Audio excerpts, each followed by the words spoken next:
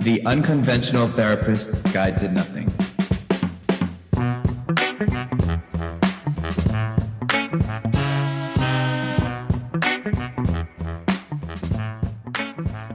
Hey everyone, we are the Unconventional Therapists, and this is your guide to nothing, where each and every week we take a topic, theme, or thing, overanalyze it, and make it all make sense in the scheme of life, living, and mental health. My name is Dave, and I am joined here with my enthusiastic and very wide awake Handsome? host, Greg. Oh, okay. All right. Yeah. Well, yeah, Greg's had a long day, but I will say that I have had my nose in the books for this one, Dave, and you can attest to that. You have, Greg. I'm proud of you. Yeah. Multiple books, one nose, doing my best, you know? I read a book once. So, of course, I'll do this little overview and then you can and we'll be a little back and forth on this one.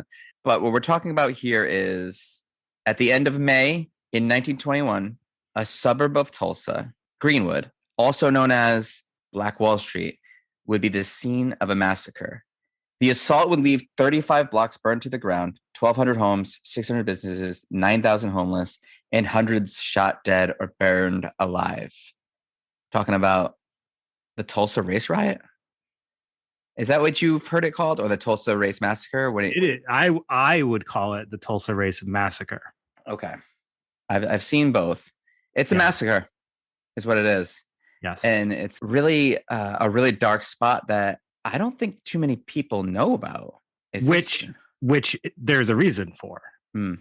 Because that hasn't been in educational curriculum for quite a while until somewhat recently. Yeah, it's really sad. And I think that we're coming up on Black History Month, and this is an important episode. So I think we really put the work in, took the time on this one. And I think before we even get into that, I thought it would be important to get an understanding of why America has these undertones of racism and where does that come from? Yeah. And Dave, America is an interesting case, and we are able to sort of see the genesis of racism here because this is one place where we can track the first blacks that enter this country and the first whites that enter this country. We don't have that really anywhere else. So why do we find that there's so much perceived racism here? And it starts obviously early on in 1619. That's the popular year, right? So people in Virginia were desperate for labor.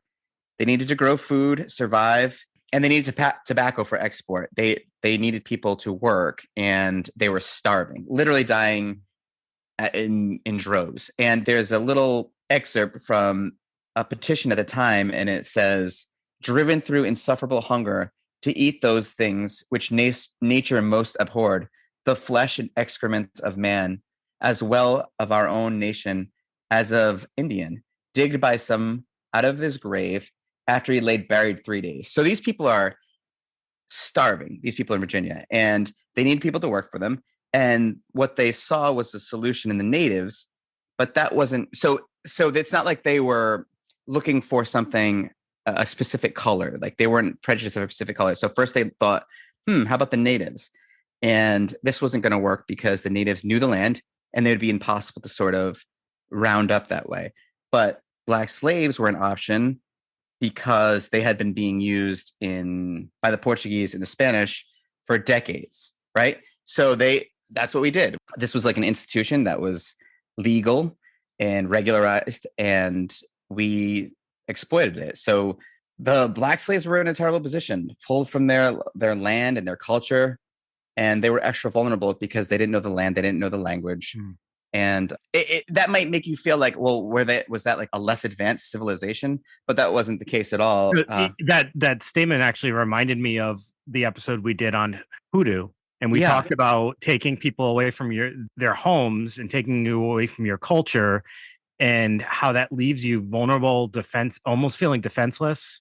1,000%.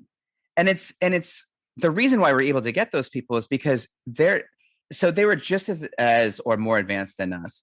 But the problem was they're just as or more human than us. And the people who were there were just as willing to deceive themselves into thinking that certain groups were elevated over others, or certain groups were less than others, and these people could be sold into slavery. Yeah. It really didn't have a whole lot to do with color in at the genesis of this. You say that, but at the same time, it does feel like we had, maybe not based on color, but there was like this feeling that there was superiority based on like sophistication. Would you say that? Well, what I would say is that color comes into play when the people in charge start noticing that the blacks and the whites and the Indians and whoever else is being exploited for work start getting along really well, and they notice that, wow, we have to do something to divide and conquer here, and they incentivize, or they separate them by maybe making the punishment to the African slaves more severe than the punishment to the whites, and just elevating them up a little bit is a way to manipulate and divide and conquer. And that's what was going on there. But before we talk about that, I just that bringing the slaves over, and this is obviously an episode for another time, but when I got into these documents from the past, there was this, I just had to mention this to you. And when they're talking about the passage, they talked of choking in the center of their own excrement. And this is literally from the time. The height sometimes between decks was only 18 inches, so that the unfortunate human beings could not turn around or even on their sides. The elevation being less than a breadth of their shoulders, and here they usually change the decks by neck and legs. In such a place, the sense of misery and suffocation is so great that the Negroes are driven to frenzy. And they talked about how it looked like when they emptied out those decks where they kept the slaves, it looked like a slaughterhouse. There was so much blood and mucus. I mean, that traveling that way for weeks, I mean, that's torture. Yeah, that's torture. Absolutely. Were you aware? I heard this while I was doing the research on this. Native Americans actually held slaves as well. Absolutely. That's something that totally was lost on me. I just think that racism in America, because we've talked about this stuff before, is a construct, and it's not different than Seven Deadly Sins or the Bible when they say the meek shall inherit the earth, or, religion at times. It's just using whatever narrative the people in power can to exploit those aren't in power and keep themselves in power. That's what they're doing. Yeah, absolutely. So I mean, I think that's why sometimes when people tell me that it doesn't exist today, I kind of laugh at that thought, because I feel like in some sense, there's always going to be a population in America or in anywhere that holds on to racist beliefs because it does keep them in power. Whether it's that idea of implicit bias or just having biases in general or keeping stereotypes. That's why they kind of annoy me, because it just promotes this idea that there is levels of sophistication or, I think what we're going to get to in the end, and we'll circle back to this as final thoughts and big ideas, is if you are racist and you think in those terms, then you are certainly being controlled. Someone is controlling you to feel that way, and you're not thinking that way for yourself. That's what it is. Yeah. So and even going through all these documents, I think this deserves this whole slave trade and this Jim Crow era. This all deserves its own sort of episode. But let's get to what we're here for, Dave, and tell people a little bit about Greenwood and what it was like in the 1920s. Before we get into this, so we alluded to this, but this Tulsa Race Massacre of 1921 has not been in educational curriculum for quite some time, just getting added within the last few decades, as far as I understand. Greg, you brought this subject up when we were coming up with ideas on what we should do as an important episode for Black History Month. And I'm curious where you first heard of the Tulsa Race Massacre. So I first heard of it. I saw a documentary on it. And what shocked me about the documentary was when we talk about the magnitude of this is, how the hell have I never heard of this before? That's my immediate thought when I heard this story. I was like, how has this not been talked about before? How could this have been erased? An assault like this it's just insane. I mean, how this could have happened. It doesn't make any sense. I totally agree. So I first learned of this, and I'm so glad that this was brought up and we researched this, because this was actually something that I learned about back in 2001. It was my freshman year at University of Rhode Island. I took an African American history course, and we learned about this. And I remember walking away from that class being like, "That's insane that happened. I've never heard about that before." And I'm not going to lie, like years later, I tried to recall that to others, and no one had any idea what I was talking about. Like, this is so wildly unknown that it's criminal to be honest. It is. And it just is. It's so historic in all negative aspects, but it is so historic that it's crazy that this is not more widely known. And I'm hoping we can bring some light to this for people who maybe aren't familiar with it.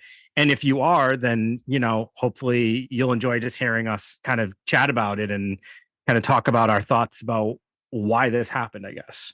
Yeah, and this happening at a time where Jim Crow segregation laws are making it impossible for Black people to thrive. And I mean, you said in a time, but like, in all honesty, like, shockingly, the Jim Crow laws were for a very long time, like starting as early as like 1865, I believe. Yeah, right after the Civil War, and some would argue into the 60s. Yeah, no, exactly. Yeah. They lasted for about 100 years. Yeah. And, they're just a collection of state and local statutes that basically legalize segregation, making it illegal for an African American to utilize or patronize anything that's for whites. Right. Now that's a good segue into Greenwood, though, Dave, because so in the state of Oklahoma, the first legislative action of Oklahoma as a state was to not allow Blacks in their communities for commerce. Right. And that backfired in a big way when we start talking about Greenwood here, because this is going to be something that's Black-owned businesses, Black-owned schools, Black-owned everything, and it was thriving. Right. So they became what we call the Black Wall Street, which is basically, it was a 35-block neighborhood known as Greenwood, which was home to about 11,000 people. So it was a Black community built up around businesses and shops, like Greg said. So we had barbershops, beauty salons, grocery stores, nightclubs, churches. We had businesses named the Dreamland Theater, Stratford Hotel, the Tulsa Waffle House, the Red Wing Drugstore, Elliott and Hooker Clothing Store, the East End Donut Shop. It's like this sounds amazing. There was 600 businesses, and I thought you were going to name them all. It's all within one block, like one area. I know, it's like wild. you walk around and you basically get everything done, and it's all about supporting your own community. And this came out of those segregation laws. And what's infuriating to the residents of Tulsa, the white residents, they weren't thriving. They were watching that these people who they've excluded from their own society thrive in their face. The people from Tulsa were just poor and at a lower socioeconomic status, especially compared to Greenwood, but at a time when the system was set up for Blacks to fail. It's pretty impressive. We had at least 3 reported millionaires in this area. I read 15. And we had many, many families that were worth hundreds of thousands of dollars. And, it's cool because it's like, this was all based on just this idea of entrepreneurship, like just starting businesses and owning multiple businesses. We had a couple, Lula and John Williams. I hope I said that right. They were entrepreneurs who owned a confectionery, a garage, the Dreamland Theater, numerous spots. We had a physician who also had 17 rental houses. He was one of the best physicians in the country too. And in fact, Greenwood was up there, if not the most affluent neighborhood in the entire United States at this time. Yeah. I think and you don't hear about it, and you've never heard about it. Never heard of it. And another crazy thing is, so we also have women, Black women owning, in 1921, to me, that's like, wow, that seems shocking. In 1921, Black woman owning businesses. Like a woman owning a business in 1921 sounds kind of shocking to me. Like I just feel like that was probably a really challenging thing to do in 1921. You know what I mean? I would love to own a business right now. Right. But we're talking about people that are so like typically so marginalized, and they're just thriving in this, and it's all about helping each other build up. Well, yeah, so this is happening. They are thriving, but the residents of Tulsa are not feeling that. And the tensions have got to be rising. Sure. So this brings us to May 30th, 1921, when 19-year-old Dick Rowland. Do you know his nickname, though? I knew it. Yeah, I'm not going to let it slide. I knew it. Diamond Dick Rowland. Diamond Dick Rowland. That's what I bet I know why. I bet I know why. I don't know. He was a shoe shiner. And I bet he shined those shoes so bright that they looked like diamonds were reflecting off those shoes. I had a different thought to come to mind, but yeah, that could be it too. So he goes on an elevator with Sarah Page, who's a 17-year-old white elevator operator, and they're on an elevator in the Drexel Building, which is at 3rd and Main. Greg, if you ever heard of it, Drexel Building. Sure. Yep. Sure. This is a situation. This encounter here, there is so much unknown about this encounter. So there are reports of, possibly he tripped and fell and he grabbed her arm. Possibly they had a relationship prior. I heard that too. Yep. Diamond Dick. So that makes me uncomfortable when you say that. So regardless, whatever happens, she screams and runs away. So Dave, a couple of things here. So this incident is gigantic. I also there's like almost comic scenes of he tripped and fell on her, and as they're both getting up, the doors to the elevator open and people see this. Yeah. But this reminds me so much of Gavrila Princip, the man who shot Archduke Franz Ferdinand. That one incident that started World War I. And this is that same kind of thing. This one incident like this. The people in Tulsa have been waiting, dying for something like this to happen so they could just let loose. And this whole scenario, there's basically two very important moments that happen here that just ignite everything. This is the first one right here. And then later we're going to get to another one. But like this situation, that whole idea of them having a relationship, that to me seems totally feasible. Like, somebody spots them and she has to react. So she screams and runs away as if it was like not something she was a part of. And essentially, what ends up happening is, this turns into a sexual assault accusation. And that at the time, so there's two things here. This is very Candyman. I'm surprised you don't mention that. It's got that Candyman vibes to it. Yes, but true.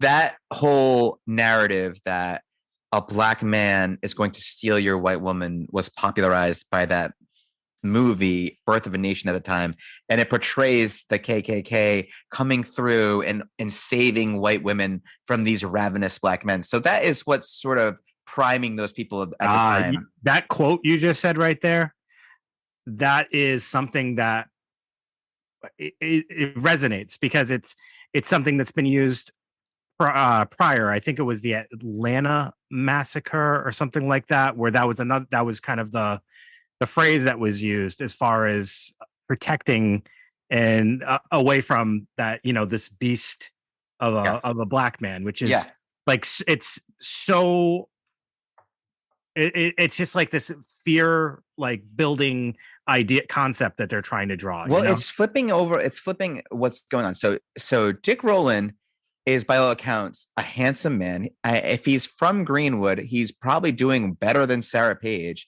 And instead of saying that it could be possible that this person charmed this white woman, and they have to create a narrative where she's being exploited by him, she's being taken by him against her will, and that's just not the case. Yeah, I just found it. I had written it down.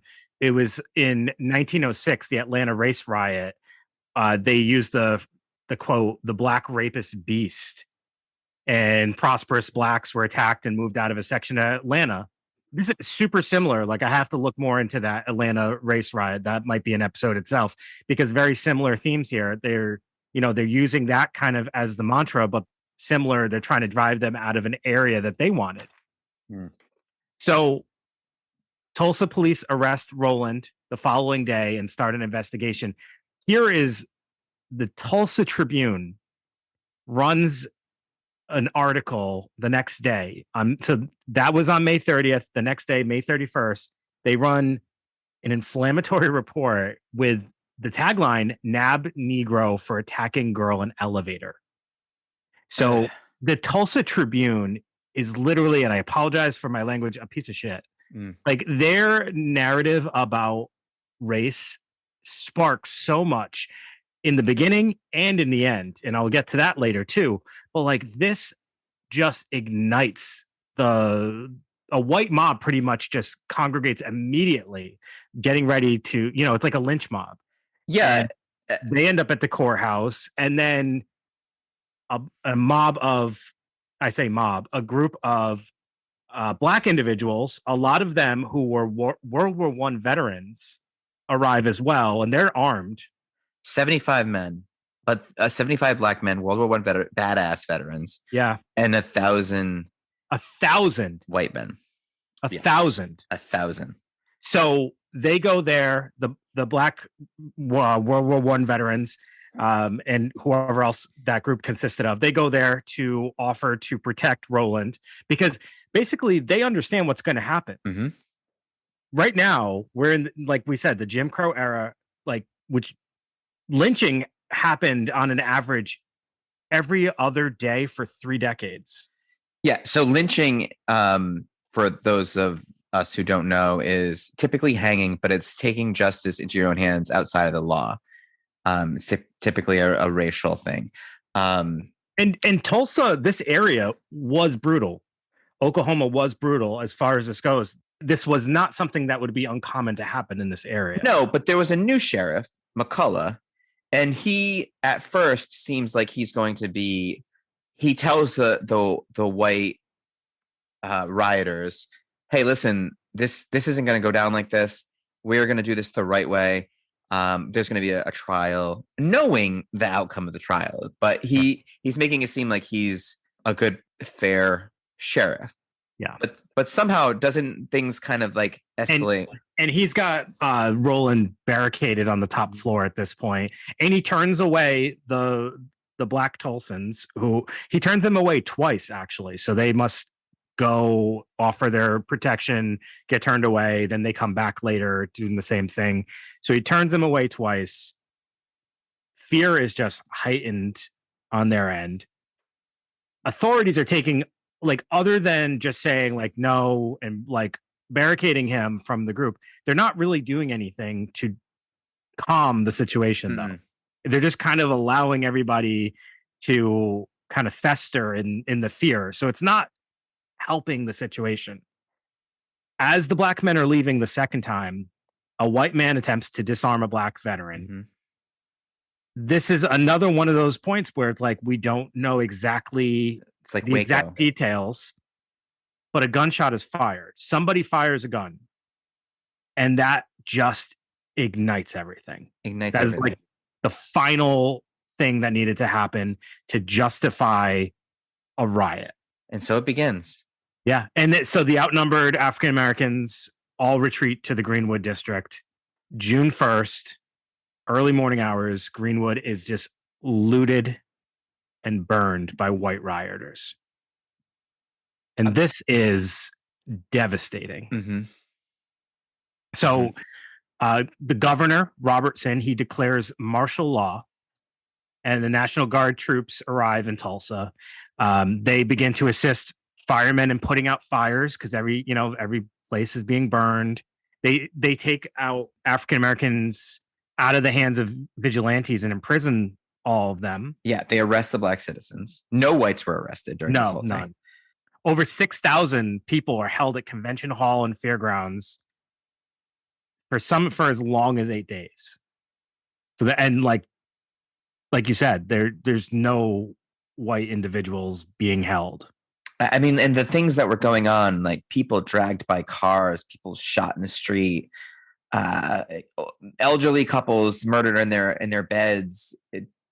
It's just what the people who were rich had planes. A couple of the residents had airplanes, and those were stolen and used as like bombers. I mean, this was in a neighborhood in the United States. This is the point that stuck out to me when I first learned about this was the bombing. So white pilots flying airplanes over this neighborhood and dropping dynamite. It's historians actually considered this to be among the first times that an aerial attack has happened on an American city like this, like us attacking our own city. One of the wealthiest cities in America at the time. Yeah. That's like, New York or Los Angeles, essentially, being bombed by New York or Los Angeles. It's unheard of. So then, to make matters worse, they end up selecting men, all white, and actually like making them deputies. Yeah, McCullough did this. Yes. Which just knowing damn well that's it's just. And then they give them firearms and ammunition to all the white individuals. So they go around shooting black people in the streets, deliberately burning and destroying homes and structures such as like the churches, the schools, the hospital, the library, everything. It's total destruction of this established area. This self-deceit is something that I always think of. It's so dangerous. These people had to deceive themselves into thinking that the black community is less than, even though staring in their face, they're clearly doing better. They're clearly more successful. They're clearly more economically savvy. But if you believe your lies, you can take them out guilt-free. Yep. This isn't the first time this has happened. This was the same reason that this Edmund Morgan wrote a little letter when he was talking. He witnessed something, and I'll actually bring it up right now because it makes sense. So this is hugely similar to Greenwood. Now, like, listen to this. If you were a colonist, you knew that your technology was superior to the Indians. You knew that you were civilized and they were savages, but your superior technology had proven insufficient to extract anything. The Indians, keeping to themselves, laughed at your superior methods and lived from the land more abundantly with less labor than you did. And when your own people started deserting in order to live with them, it was too much. So you killed the Indians, tortured them, burned their villages, burned their cornfields. It proved your superiority in spite of your failures. Now, this is written in the early 1700s by Edmund Morgan, early 1600s, I should say, witnessing the attacks on the Indians for this same. So that's when I say like race isn't necessarily about color. It's about elevating yourself or deceiving yourself into thinking you're somehow better than them, despite your failures. That's exactly what happened here. It's like history repeating itself. Yeah. They're looking next door, and when they realize that they're not so superior, it's like a children thing where it's like, oh, you're better than me at this game, or you beat me in this game. Now I'm going to hit you. It's now look at me. Now I'm superior. But are you? Right. Are you superior at all? It's sad. Yeah, but it happens in history over and over and over and over again. Despite this transcends color, it transcends any of that. It's just the lowest common denominator of human behavior. Yeah.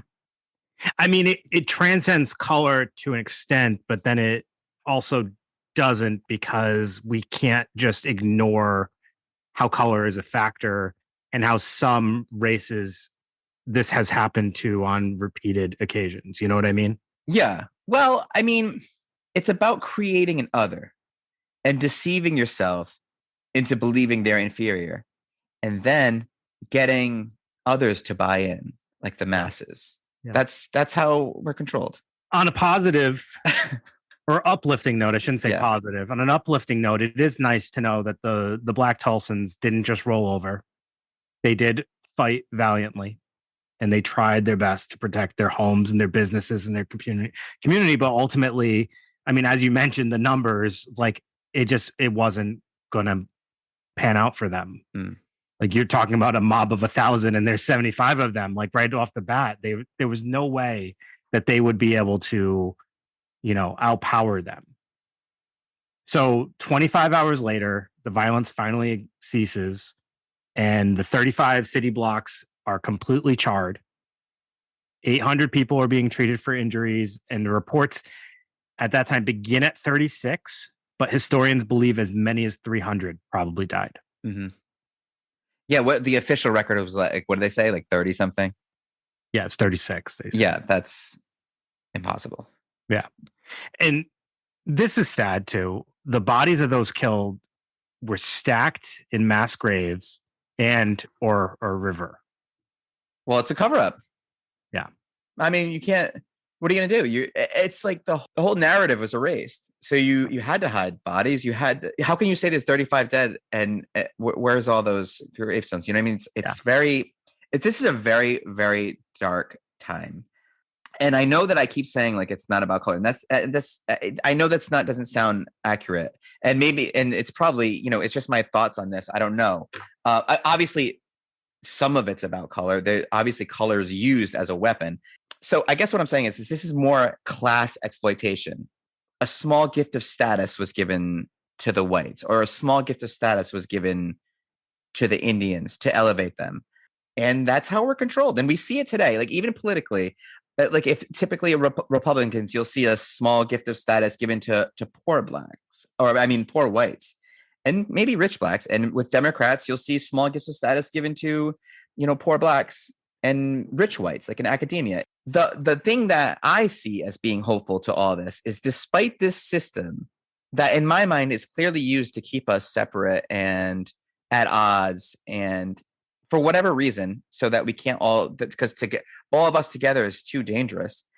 But despite this system set up for us to act this way, our human sense of community, especially like, and people like you, Dave, who are so passionate about this kind of stuff, that human sense of community still seems to shine through, despite almost being primed to act this way for generations. It's just like generational trauma on a different level, like taught. Oh, that's why there's implicit bias. It's gotten to the point where we don't even know that something that we're doing might have like, racist undertones. Sure. And that's built into us. And that is hard to defeat.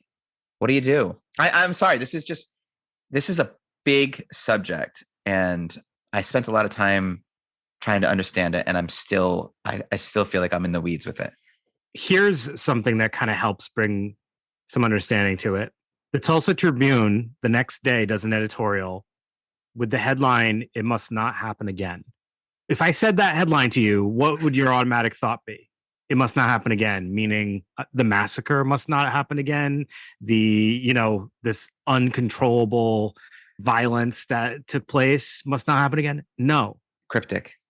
They meant, and the article was, we must never allow them to get that much power where they build their own society that's thriving. Mm-hmm. So they were basically saying we must prevent them from rebuilding. And, we can say this is just a newspaper, but like that newspaper article, the original one, brought a mob of people there.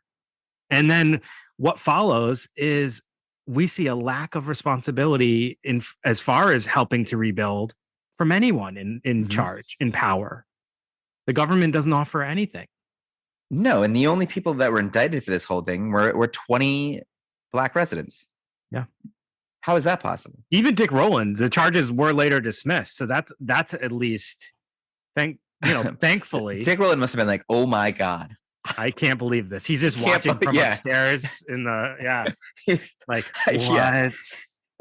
He's like, I didn't even like her that much. Just Sarah Page, elevator operator. Why? But if it wasn't that, it would have been something else. Yeah, there is a few, like, not everybody's bad in this story. No, the Red Cross comes out. Like, that's what I was going to say. Yeah. The American Red Cross is considered to be angels, basically, and they, totally just do what they're meant to do. They start aiding and helping people. They actually stay following, the whole situation and, try to help with relief efforts and things like that. It's totally a model of like human behavior at its best. And speaking of human behavior, racism itself is a learned behavior. That's not something that comes natural to human beings. So I think for me, what I learned like looking through all like the historical records of this is that if and I said it before, but I think driving this point home is if you are racist, you are most certainly controlled. That's just a fact. The other part of this, Greg, is, and like I think about Kipling. Say that again. I think about Kipling. Like Rudyard. Yes. Kipling. Okay. Okay. What is his thoughts when he sees the natives and their tribal traditions, and he thinks they're unsophisticated. Mm-hmm. It's that idea that what I don't understand is unsophisticated. It's animalistic. It's not like me. It's other, right? It's I'm like that Edmund Morgan little bit that I read when they're like calling the Indians savages because of the things that they're doing, and meanwhile the Indians are laughing at you as you starve and eat the excrement of your dead. I mean, we think that whatever values we have, whatever societal views we have, we always think that they're the superior ones and they're the correct ones. Yeah. It's viewing the world through that lens. Like everything that I know is the right way. I literally never feel that way though. Do you ever feel that way? But I'm like super curious about other cultures all the time. Like I love the idea that there's people that have traditions and cultures, and I like seeing them. I never get the idea that like, oh, that's beneath me or that I'm superior to that. I get curious about it, but I know that that's a thought that people have. Yeah. I think lately I've been watching the show on Netflix, Alone. And it's making me think of that where that you meet these people and you're like, oh, what's this? Look at this like backwoods guy. And then you see him out, they put him him alone in the wilderness and he's eating like roots, and I would eat the wrong berry and pass away in 25 minutes that I've been, it's like who is superior? Like the thing about what makes America, or what made America, or what I think what makes America so great is that we are filled with, potentially great, right? Because we are filled with so much diversity, and that is a huge strength. I mean, it really is, because you can learn something from everyone. If only people wanted to, Greg. I know. Well, and you know what though? We are getting better. I think. It's hard. Sometimes it's discouraging when you watch the news about which direction the country's going in. But I think overall, and I said it before, with the people that I meet and the people that I'm around, and if you keep an open mind and have these conversations, because some people might think like, oh, Greg, you're all wrong about this, and that could well be true. And I'm be the first that would love to have that conversation and understand why and try to change. Like I'm willing to learn and become better and more and understand better why we are the way we are. That's what we're all about, right, Dave? That is what we try to encompass every day. Why are we the way we are? Why do we do the things we do? If that's not what psychology is all about, I don't know what it is. Yeah. So a few major themes come up in this whole situation, which I think are rather important and also beyond just racism. So, I mean, obviously racism is a huge factor. Jim Crow era, that's white supremacy is big at this time. KKK, huge. Like we can't deny that as being a very contributing factor to this, but also jealousy. And this idea that I never really thought about, but like, sure, at this time, probably huge, landlust. Yeah. So we have individuals creating this, I don't know, this community that's just so rich and just thriving, and we're not, or even if we were, we want we want everything. I think that's something that's always been a fault of our country. Like we just kind of want everything. Well, yeah, it's an imperialistic nature. That's what we are. Yeah. We can't stand seeing others doing better than us. So we feel like we have to take that. or we should also have that, or we're more entitled to that. So Well, maybe it's your core beliefs for generations at this point have been that this group of people is less than you, and when you see them doing better than you, then you can't live with that. And so what do you have left besides violence? It can't stand. You can't live in a world where these people have overcome you and are like these people who you in your mind know are less than you. You have to destroy them. It's instead of how did you manage to do this and being inquisitive and learning and having that conversation? Like, how do we do that in Tulsa? I mean, that's in a perfect world, but instead, human nature is, as we tend to learn a lot on this podcast, leans dark in most cases. Yeah. I mean, in this situation was just so unforgiving. Even down to after it's all said and done, the lack of assistance offered to help restore, but also it became the official policy. If you wanted to release a Black detainee, the only way they could be released is from the application of a white person, and only if the white person were to agree to accept responsibility for their behavior once they're released. Yeah, and that's one of the most egregious things is you go from owning a thriving business to having someone who is not doing nearly as well as you have to go work for them, and it's on their conditions that your release is on their conditions. It's just, thankfully there were white individuals who did take that on. So there was that ability, and there was some people there that like kind of understood, I guess. Like we're saying, like the natural sense of community is something that does and sort of always does shine through. Like there's some people will side with justice over fear.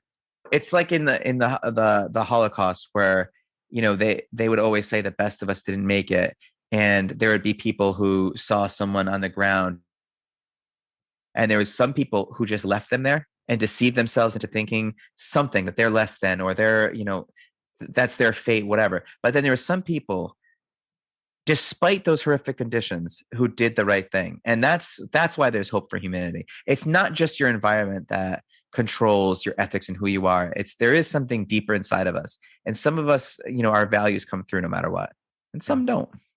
Yeah. Some succumb to fear and some don't. When I think about why we still have these conversations and why there still is like these dividing sides in this, it's hard to ignore how situations like this cause a lack of trust in individuals who are affected by this. So again, we flash forward to today, there's still pending lawsuits and like still discussions on how like whether the families of the victims should be compensated. I don't know how you feel, Greg, about like making like repercussions. Like a reparation thing? Yeah, reparation. So I do have, it's a complicated concept, but a problem for me with that is I always lend so much. My frame of thinking is always sort of an existentialist way of thinking where, you're in control of your own life, your own, you're in the driver's seat of your own life. So the things that are bad in your life are your fault, and the things that are good in your life are you. I mean, not always. Like we're always thrown into situations, but like you're the one with the control in your life. So can I be held? It's a difficult question.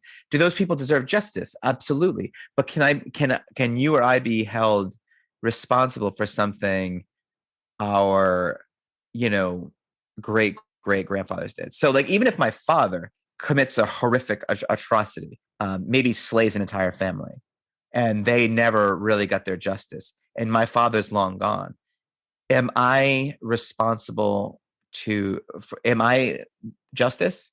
Is my life justice? Is taking from me, is that justice? I don't know. This is a question that's above me, and I think it deserves a long conversation. And I don't think I'm smart enough to answer that question alone. I would need feedback and like a lot of it. my thought about this is a decision should probably have been made sooner than 100 and Yeah, 2 that's years the later. problem, right? Yeah, that's the problem. So, I mean, personally, I'm okay with the thought of it. I think it should have happened. I think it already should have happened a long time ago. It feels like so far past the point now, but it still feels justified in some ways because it just shows that there's a sense of responsibility finally being taken for an event that nobody took responsibility for and nobody paid any price for. So and then there's the dangers, just the natural dangers, which, right or wrong, what would happen under reparations would be, it's again, small gift of status to the Black community, small gift of status to the white community, balanced out. If a good amount of money is given to the Black community, then certain members of the white community are going to feel slighted, and however they're going to feel about that, and it just perpetuates everything. There's no answer in my mind how you solve a problem and get the justice for people who lived. I think one of the things you make sure you do going forward is you actually handle situations in a timely fashion. Yeah. Well, good luck if you're dealing with the government. Yeah. They can't do anything. For sure. But like we think about generational trauma too. And, you think about the surviving victims of this, what they've been through. You think about how they probably spent the rest of their life feeling and acting, in this violence that they experienced, in this attacks they experienced, and all the racism that happened to them, all those racist experiences before and after, because it continued after, I'm positive, how that passes on to their children who might have even been alive during this, and then how that passes on to their children. And then you like I said, and you wonder why we still have these conversations to this day where people are actively talking about their different views on this subject. And well, listen, what got us to that point, like we talked about in the beginning, is the nonsense that the white Europeans had to tell themselves to create an other in the Black community was passed down and passed down and passed down, and call it generational trauma, call it like a generational lie, until the point where, we're in 1920s Oklahoma, and these people feel above that community almost intrinsically, implicitly, however you want to say it. They feel above them because they've been taught that. It's been ingrained in them for centuries. Yeah. This was not an easy one, Dave. I don't know. I mean, I hope we did it justice. We definitely put the work in. Yeah, like you said, this was a challenging one. It's definitely not an uplifting topic to discuss. No, not by any stretch of the imagination. I mean, Greg, I hope like part of this also with me, and like I hope that you kind of got this sense too, though, is like it did kind of make me reflect on the state of where we're at today. And not just like saying, well, I think we're so much better than we were then, but like also just, again, kind of making me hyper aware of like the scars that people hold to this day and how we can be sensitive to those and understand that. And like we said in the episode about microaggressions, like don't be colorblind, actually understand that people have like generations of experiences and traumas that they've gone through, and like just being curious about each other and getting to know each other is the only way we'll ever understand that stuff. And self-deceit, and lying to yourself. It's and the last, feeling of this is still happening. Yeah. We're not past this yet. Are we ever going to be past this? Hopefully. One day, Greg, one day. Yeah. One day far away. Yeah. I mean, sadly, but we're, I think, everyone can do their part a little. Trying one podcast episode. Podcast at a time. And then next week we'll be talking about some murder, I'm sure. Yeah. Okay, no, and my hope is that, obviously we did this episode under the pretense that, we're entering Black History Month and this felt important for us to want to do an episode on. but like this is obviously something we want to continue to do topics on, and we have already continuous outside of that month, because that month, for me, that February represents a time that we can have discussions like this and we reflect on this, but it's like not the only time I want to talk about this. So, and if you're interested in like awesome elements of Black culture from history, give the Hoodoo episode a listen. Yeah, because that's a good one. Yes, and the Robert Johnson. That's right.